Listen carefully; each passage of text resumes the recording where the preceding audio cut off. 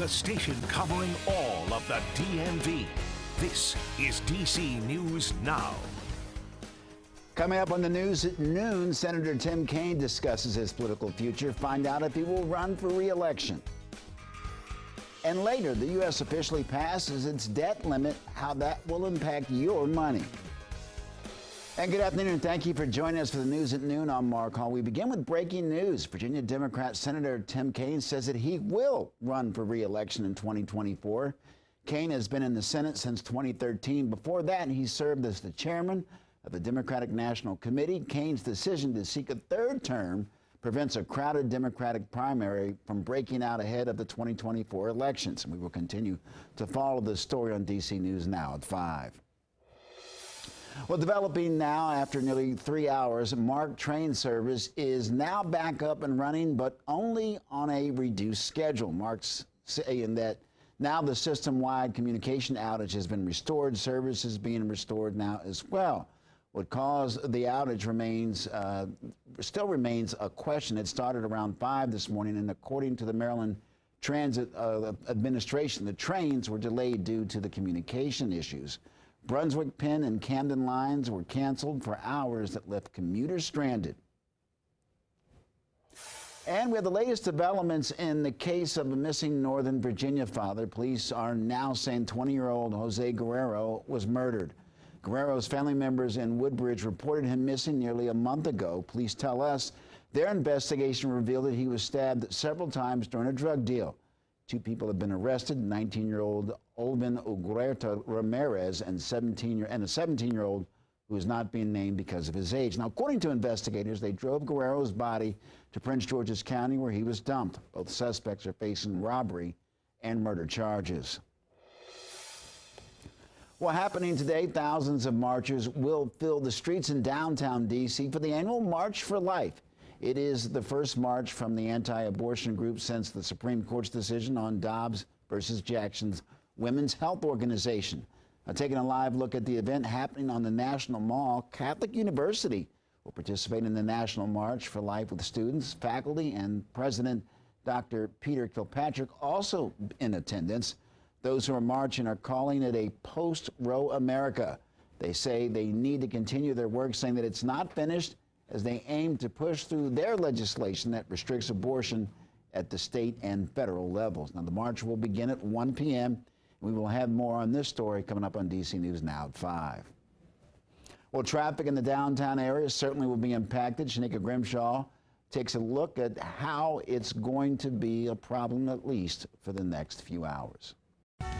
All right, just a heads up for commuters in the district. Now, if you're traveling along Constitution Avenue near 15th Street, 3rd Street, 7th Street, Pennsylvania Avenue, they'll be closed for the National March for Life event. Also, 9th, 10th, 11th, 12th, Madison and Jefferson, they'll be closed. Also, nearby bridges, do watch for closures there as well. Drive safely. Our thanks to Shanika and the district. We continue to follow developments after 13-year-old Karan Blake was shot and killed nearly 2 weeks ago northeast.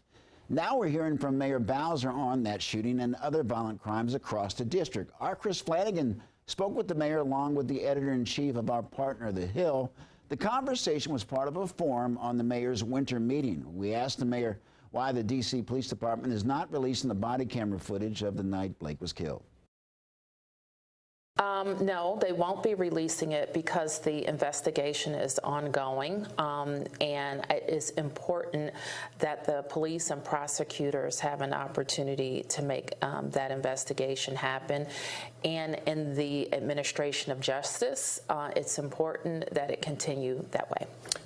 And Mayor Bowser says she believes the case is heading to a grand jury and will ultimately decide if charges will be brought against the shooter. Right now, all we know is that it was a city employee and he's on leave of absence right now. And Mayor Bowser will be meeting with President Biden this afternoon. The mayor and other mayors around the country will go to the White House for the U.S. Conference of Mayors. That meeting will start at 1 o'clock. Well, right now, the U.S. government has officially passed its debt limit, hitting the $31 trillion debt ceiling. But so far, no major impacts on the U.S. economy thanks to last-second efforts by the Federal Reserve. But that does not mean big problems are not on the horizon if leaders don't take action. DC News Now's Randy Bass takes a look at where things stand. The federal government is no stranger to the debt ceiling. There have actually been about 80 deals to raise the debt limit since the 1960s. The current solution, what the Federal Reserve is calling extraordinary measures. What that really means, finding workarounds and shifting money between the nation's bank accounts. Treasury Secretary Janet Yellen says these moves should help keep the government open through at least June, giving President Joe Biden and Congress more time to work it out and raise that debt limit. It's got big implications for the U.S. and the nation's credit rating, and it could send the world economy into crisis mode. George Washington University professor Joseph Cordes says both sides are playing politics. It's a worst case scenario, but it's certainly, why would we want to take that risk? I've got to believe at some point that, the White House is also going to come up with some options. A lot can happen in 6 months. Now, if come June no deal is in place, the U.S. won't be able to pay for big things like military salaries, Social Security benefits, and food safety inspections. Right now, it's not clear how the president and Congress plan to come to a deal, but they will be motivated to find some middle ground, though, as the threat of those potential job losses and a deep recession loom over Capitol Hill. In the studio, I'm Randy Bass, DC News Now. Thank you, Randy. Soon, a vacant lot that covers a large portion of Hagerstown will become a Civil War memorial. That memorial is meant to really showcase the city's history, but leaders say it will also bring business to the area. Washington County is home to several Civil War battles, most notably the Battle of Antietam. Historians say the site will remind people of Hagerstown's significance during the war, while increasing tourism in the region. Some business owners say new developments will allow their businesses to grow. So it'd be great to see something populated into that area. It should draw more visitors into downtown Hagerstown, which in turn will help support the up-and-coming and growing businesses in the town. Well, the city plans to start construction sometime next year.